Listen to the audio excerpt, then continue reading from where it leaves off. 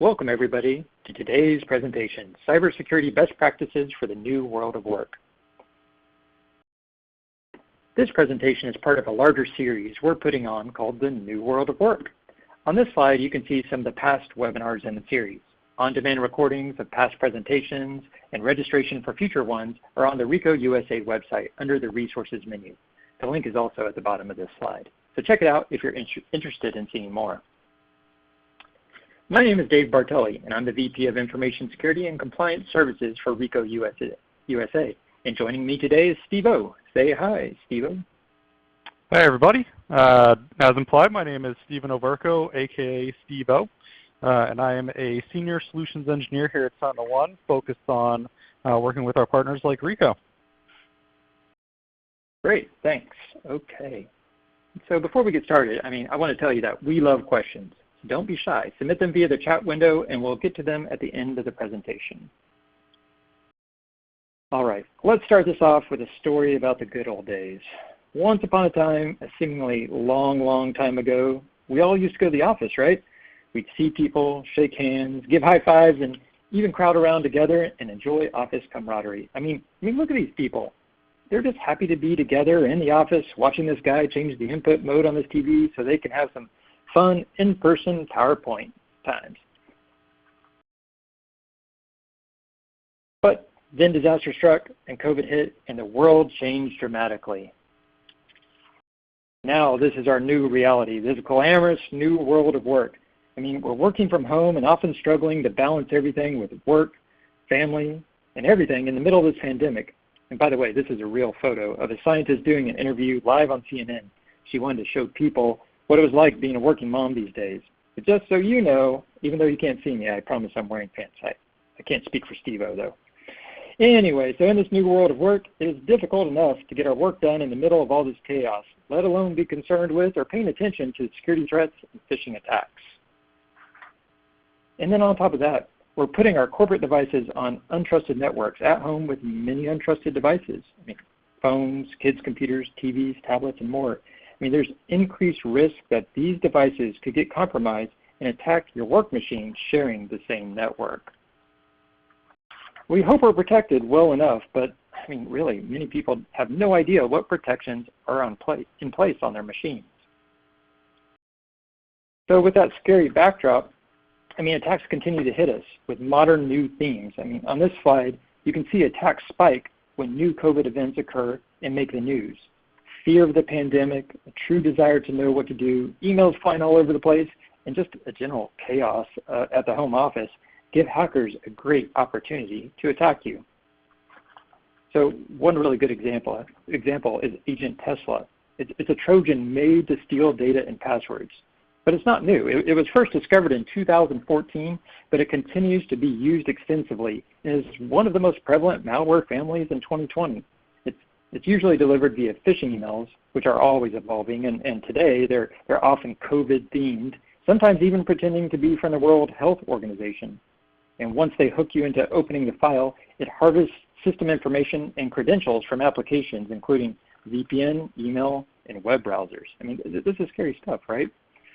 So, Steve-O, what are some of the techniques these attackers use to get us to click on things? Yeah, so one of those is fear. Thousands and thousands of years have really groomed us to be adverse to fear. So exactly what do the attackers do? They take a look at the things that scare us the most, like the fear of not being able to get masks during a pandemic. So what do? They hit you with phishing emails which say, hey, masks are almost gone, click here to get yours now. It's a state mandate that you wear them, so on and so forth.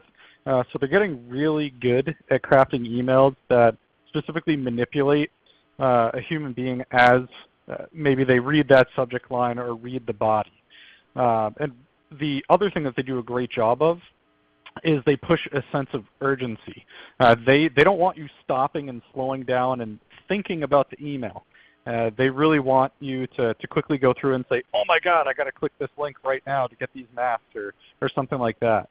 And a good example of this was, if those of you remember the attack called Black Energy, which was the attack on Ukrainians' infrastructure, Ukraine's infrastructure, the attackers essentially posed as Ukrainian government officials, and when they sent the emails out, that created the sense of urgency because people would say, "Oh my God, I'm getting, government's reaching out to me. They're saying I have to take a look at this document to go through these steps to, do whatever it is they want me to do."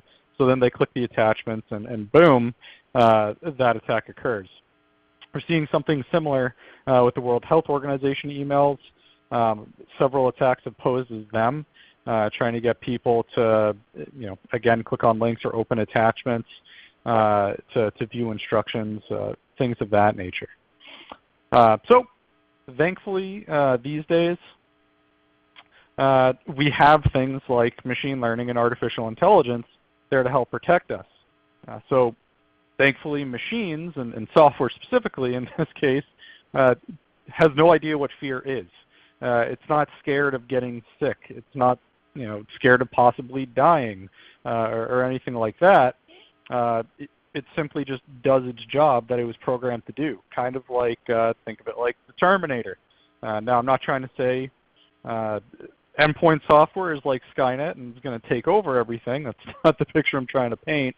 But here, artificial intelligence and machine learning can really work for us. They can more quickly respond. They can more accurately determine if something is good or bad before even a human being needs to look at it. So that's why we use artificial intelligence and machine learning within a lot of software these days to really help tip the scales there. But there's more than just throwing software at a problem. There's a lot of layers to it, and one of those layers is really security awareness for end users.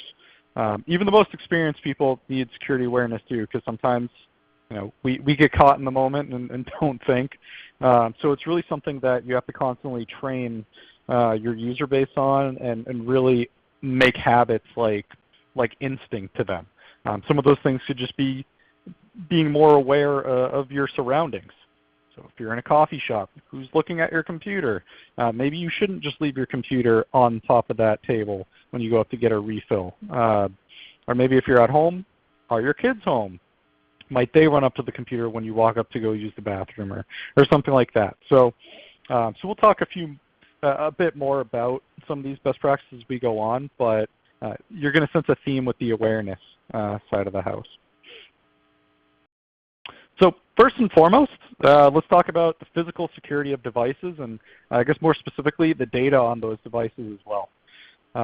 I know that for a lot of customers that I worked with this year, they were really just racing to get whatever laptops and mobile devices they could just to get it to their end users so that they can enable them to do their job from home right when this thing hit.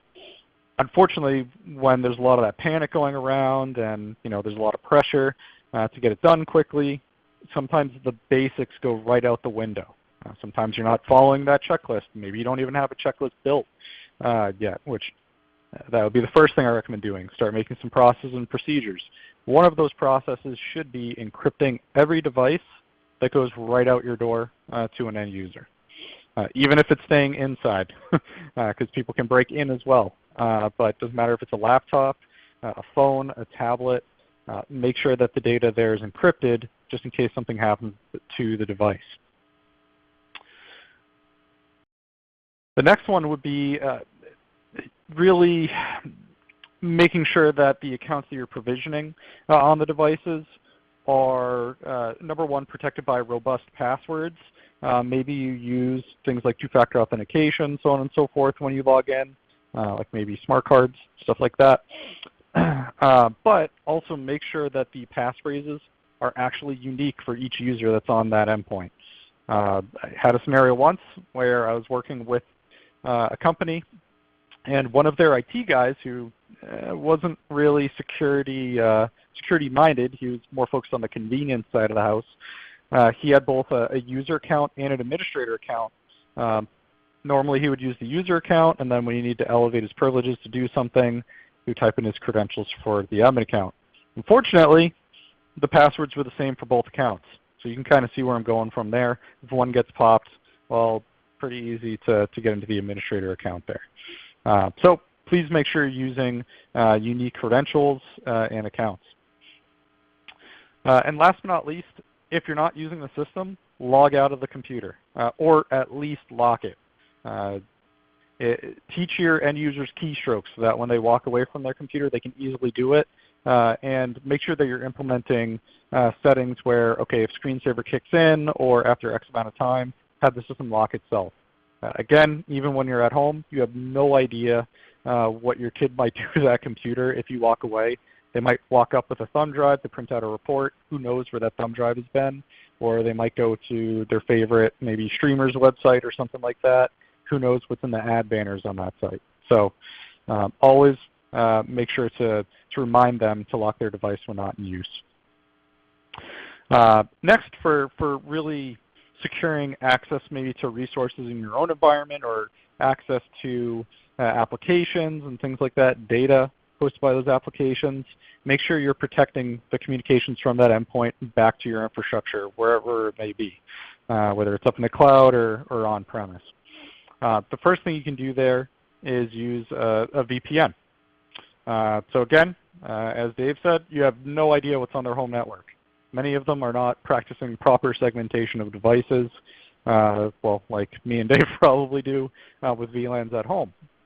So to make sure that maybe one of their devices isn't listening in on that communication, or if they're in a public setting like a coffee shop and they're on public Wi-Fi, make sure no one else is doing the same, encrypt the traffic back to your own organization. Something else which I see a lot of customers doing these days are investigating zero trust networking. So for instance, not just using the whole castle and the moat model, but saying, hey, I need to authenticate who you are, and then I need to validate you really are who you say you are before you're allowed to access resources. And even then, I'm only able to access resources that my job role entitles me to. So that's a start. Second, as I briefly mentioned earlier, multi-factor authentication is a must these days. It's not hard for people to get phished for their username and password. I remember years and years ago when one of my friends was doing pen testing, he would offer free t-shirts for passwords. He got quite a bit at one organization.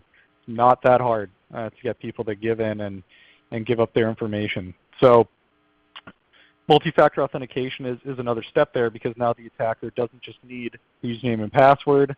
They'll likely need to now find your end user, steal their mobile phone, and then figure out how to get into the phone if it's protected by a passcode or a fingerprint or something, and then get the 6 digits off their authenticator, or access the device when a push notification goes through for approval. And another really awareness hygiene related topic is make sure that you reaffirm with your end users that, hey, this work laptop is to be used for work. Not a lot of people, some people might not have another computer at home that they use. Maybe a lot of people just use their phones and they want to quickly type something in and look it up. Just constantly remind them that, hey, please do not browse your personal email. Don't go shopping on the work computer. Leave it for work purposes. That one should be definitely brought up multiple times. Now this one's a little bit more geared towards those, well, it could be geared towards anyone, but specifically those in financial positions or roles. We hear it all the time. CFO gets phished and sends millions of dollars to X organization by accident. There are quite a few of those in recent years. So first and foremost, yeah, you might not, maybe it's not a CFO specific thing, but maybe if other people have access to do the same thing, restrict the number of people who can wire funds, specifically if they can wire funds to other continents or countries. And second, make sure that whoever transfers money, make it so that they actually have to get approval or a thumbs up from, maybe it's their manager, maybe it's another colleague at an equal level, but use it's called the two-man rule system. You see it all the time with like missiles and stuff like that with movies. two people have two separate keys, they got to turn them at the same time, all that fun stuff. Implement the same thing. Make sure that you're getting a double look at the transaction, so that way it's, maybe the other person thinks it's fishy. They might pause the other person to not send the funds and investigate it further. And when you're doing that two-man rule type approach, make sure that you're actually confirming it face-to-face, and if you can't physically be near each other, just a simple Teams call or Slack call or something like that where you have some video, just confirm that person is who they say they are and they're giving the thumbs up. It's not hard to spoof emails these days, and we'll talk a little bit more about that later, but that's always a good extra layer to bake in. Phishing campaigns, so more email goodness. So phishing is really, well, email in general, now that end users are at home, email is the biggest way people communicate.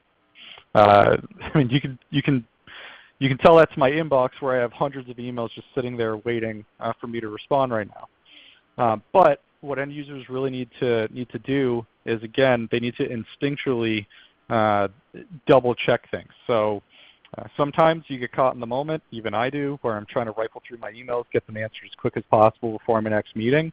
Your heart's beating, and then, oh no, I just clicked that link. I have no idea where that came from. This happens to everybody. So constantly train your staff to slow down when they're looking at emails. They should be looking at things like email headers. So maybe taking a look at the domain of the person sending them the email. Check the email address, make sure nothing's off.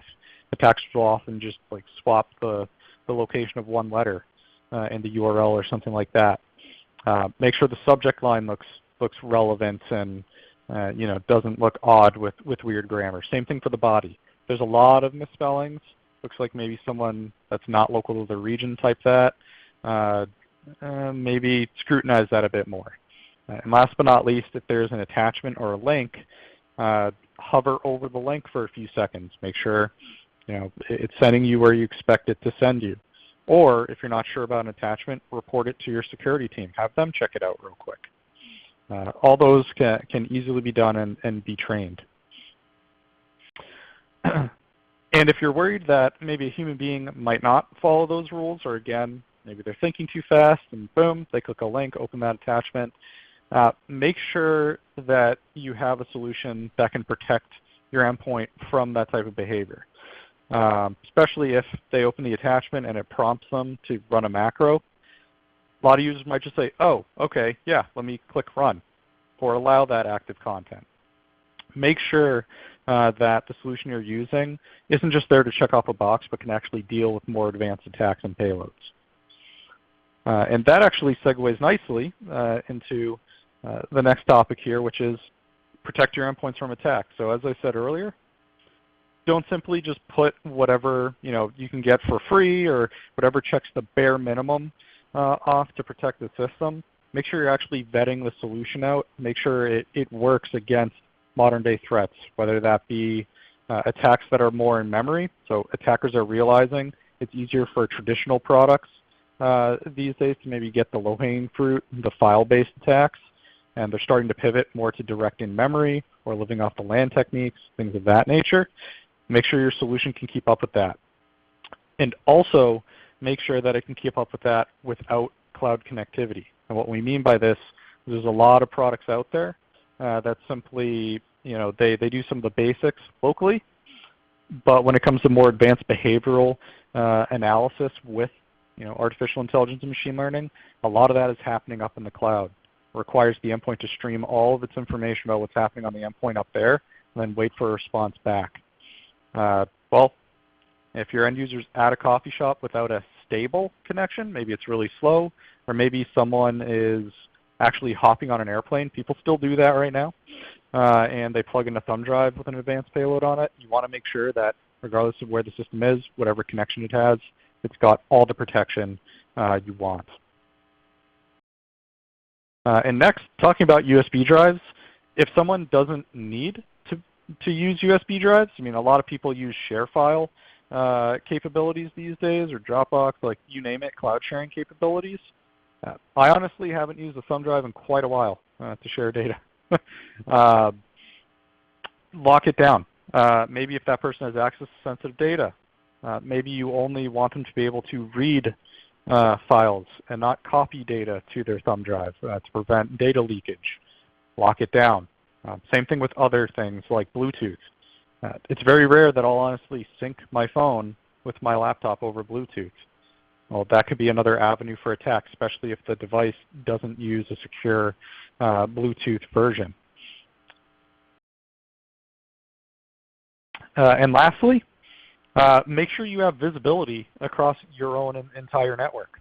So not everybody is just working from home these days or working from coffee shops. A lot of us are now returning to offices. Maybe not full-time, maybe it's more of a hybrid schedule where people are rotating in and out depending on the day of the week. But when they come back, all their weird little gadgets and IoT devices are possibly coming back with them. So for instance, good example, recently I was doing a test with some new functionality in our solution, and we discovered about 10 new Chromecasts on one of our customers' networks. They had no idea those Chromecasts were there. The security team didn't approve them. The IT team had no idea they were there. But that's because a lot of directors were used to streaming their meetings to maybe the TV or streaming, I don't know, ESPN in the background as they were just going through emails, stuff like that. So what do? They brought it back with them, joined it to the local network rather than the guest network. And, well, again, you can see where I'm going here. Now that's an avenue for attack into an organization. So make sure you have that type of visibility and can see when devices that shouldn't be there actually pop up and then do something about it. And here, since we were talking about Agent Tesla earlier, we're going to dive in and take a look at one of those attacks, what it actually looks like in terms of the email, and what the SentinelOne agent actually does in terms of prevention, what that looks like to the end user. So here we're going to jump right into it.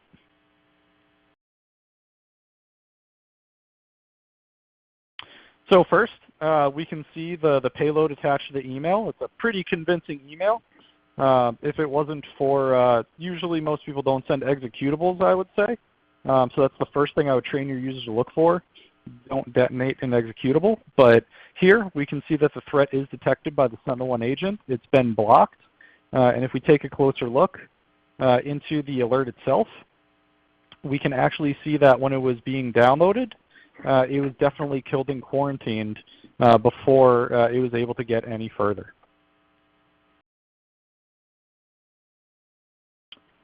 All right. Thanks, Stevo, for all that great information and that quick demo. Okay, so in general, a layered approach to security is critical for success. IT and security overlap in several places, and IT service providers usually include some basic but important security components, such as basic malware, antivirus, anti-spam, and patching. However, that's not enough to protect you these days. And so we created a managed security service to provide additional layers of security to improve your overall security protection. Within the security service bundle, we include endpoint protection, detection, and response. So for this, we install SentinelOne software on Windows, Mac, and Linux endpoints for real-time protection against not only viruses, malware, and ransomware, but also against fileless and other attacks, including zero logon, which was the biggie in the news last month. It also logs all kinds of information that's happening on these endpoints, such as processes running, files being created, modified, and deleted, and DNS queries. And it saves all this information to the cloud for a rolling 90 days. And then this information can be used for threat hunting and security forensics work in case anything goes badly. Now, the next big block of this security service involves higher level monitoring so that you have visibility into what's going on around you. The first part is dark web scanning. So twice a day, the service scans the dark web, which is the part of the internet that you can't get to using your normal web browser, and it checks for stolen credentials. It sends an alert anytime it finds credentials for your company with clear text passwords so that you can take password reset and other actions. The other component within this is vendor breach monitoring. So we add in all your vendors that store, process, or transmit sensitive data on your behalf, And then every day, this checks over 1,000 sources for breach notifications posted by these vendors and sends alerts when it finds any.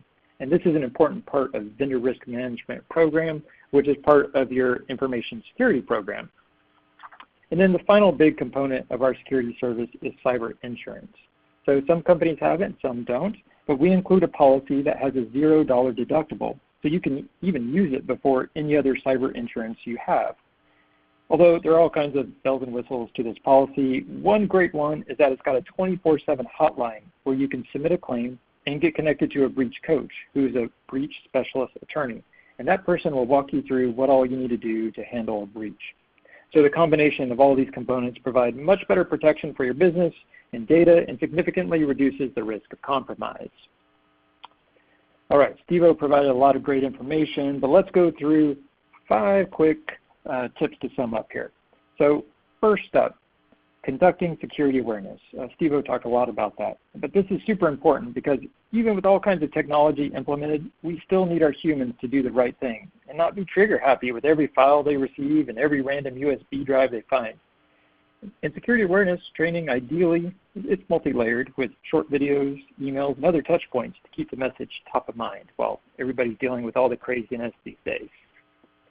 So the next big tip is maintaining patches and updates. Well, this one sounds really basic, but it's still one that gets overlooked, especially for applications running on workstations and servers. I mean, think Adobe Reader. Anyway, remember that patches exist to fix bugs and security vulnerabilities.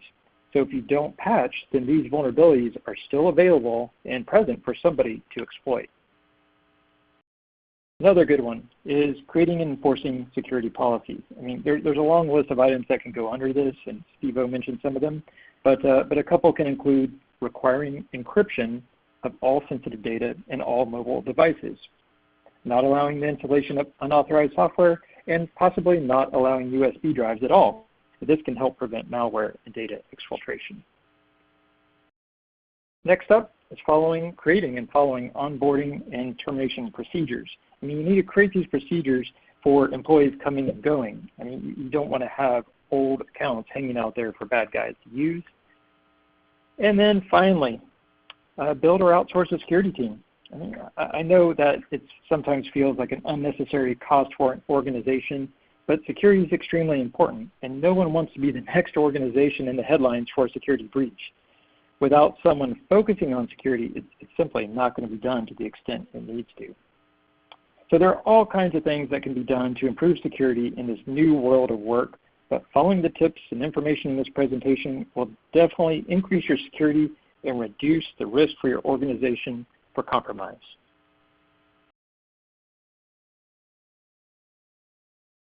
Now that we've covered the content, let's check out some questions and answer them.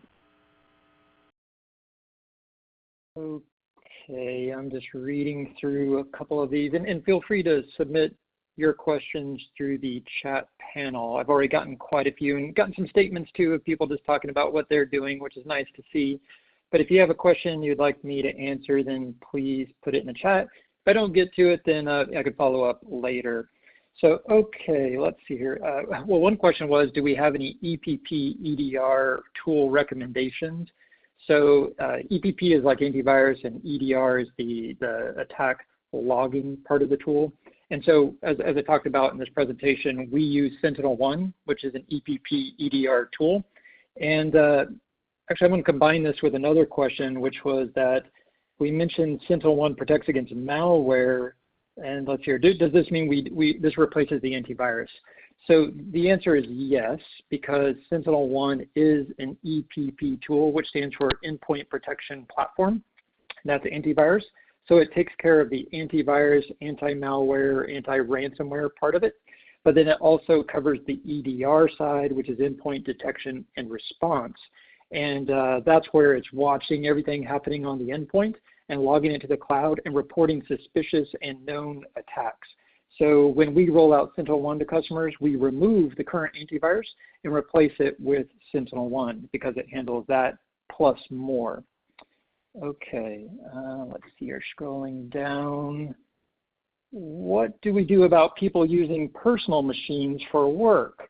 Okay, so this is a good question because As we talk about the new world of work, lots of people are at home working, and so they probably are using personal machines in some cases.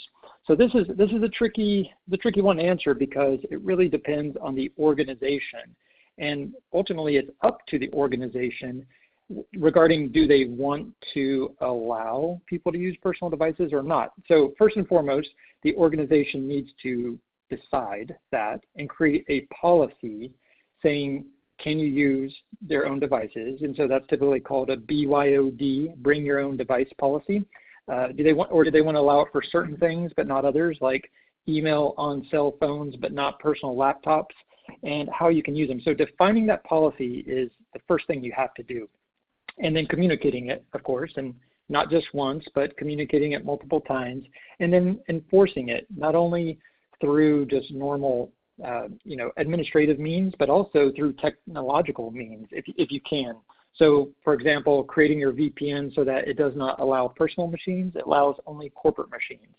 So there's a lot of things you can do with that, but it's on a continuum, and there's no exact right answer to that. But just know that when you're dealing with personal machines, that means company data could be on those personal machines and can be more at risk versus your corporate machines, which you could secure more with like software like SentinelOne or your other corporate policies on it. Okay, let's see what else we have here. For SentinelOne, is it definition-based, AI behavior-based, or a combination of both? Okay, so SentinelOne does not use signatures. And what signatures are, for those who don't know, is you basically create a definition of what an attack exactly looks like, and then the software is looking for that. Most antivirus type solutions use signatures. I mean, it makes sense, right? And they have a huge database that they're constantly updating, sometimes multiple times a day, because there's always new viruses and malware coming out. The problem with signature-based antivirus is that it's finite, right? Some point you're not going to have that signature in there, and also there are polymorphic viruses and malware, so that every time, let's say, if it hits your machine, it could look like one thing, and then when it propagates to another machine, it could morph into something else. So it's very difficult to have signatures that cover those type of attacks. So what SentinelOne does is it uses machine learning models to detect malicious and abnormal behavior. So for example, if your calculator, calc.exe, decides to start hitting your domain controller with odd traffic, that's abnormal. A machine learning model would pick that up and say, something's going on with calc.exe because it should not be accessing the network or downloading something from the internet. So SentinelOne is machine learning based, and that makes it more flexible and able to detect attacks even when they're unknown. Okay, going to another one. Sorry, I have to kind of read these and catch up here. I had looked at some while we were doing the presentation, but let's see, can you comment on the,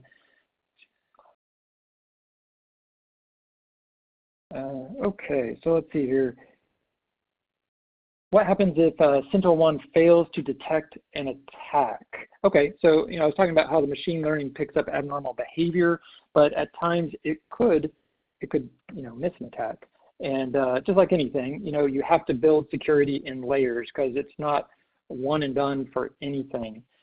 So SentinelOne, it does a great job of blocking ransomware and other things, but if for some reason, let's just say ransomware, let's use that as an example. For some reason, it gets through the SentinelOne defenses and encrypts the files on the machine. Well, one cool thing I didn't talk about with SentinelOne is that it has rollback capabilities, so that when we deploy it to Windows machines, we actually configure it so that it takes a snapshot of changed files every 4 hours, so that if it did encrypt the files on the machine, we actually can hit a button and roll those encrypted files back to the last known good snapshot of those files. Similarly, it's watching changes to the system. So if you're familiar with the Windows registry or schedule tasks, things like that, it's watching all of these things and logging it. So if an attack changes the registry, which is not uncommon, we can also roll those back because it's logged all those changes and touches. It's also watching all files created, modified, and deleted, so we can do things. One other layer that we actually include with ours is cyber insurance, right? So that if pretend that it gets through the SentinelOne defenses, pretend that the rollback doesn't work and no backups are available for some reason, so we're in a bad situation. Again, there's another layer of insurance, so you could actually use the insurance to pay the ransom and get the files back that way. Okay, going back to the questions. Okay, multi-factor authentication. Executive is concerned about requiring staff using personal devices. Let's see here. Oh, like basically, or having them pay for a phone. Any tips to get around their concern?